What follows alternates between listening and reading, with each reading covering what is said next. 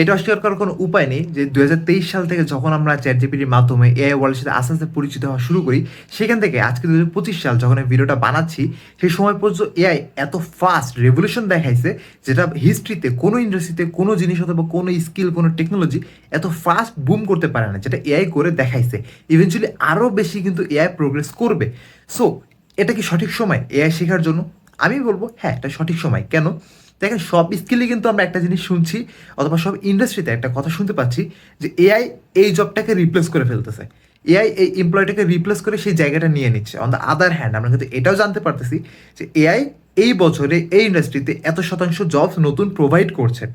মানে কি? আপনি যদি এমন কেউ হয়ে থাকেন যে পরবর্তী 10 বছর, 15 বছর, 20 বছর একটা স্কিল শিখতে চান যেটা রেলিভেন্ট থাকবে এবং আপনার ক্যারিয়ারকে সঠিক পথে আগায় নিয়ে যাবে, কখনো চেঞ্জ হবে না, অথবা ওই জবে আপনার জায়গায় অন্য কেউ নিয়ে নিবে না, তাহলে I think AI can be a perfect choice for year future.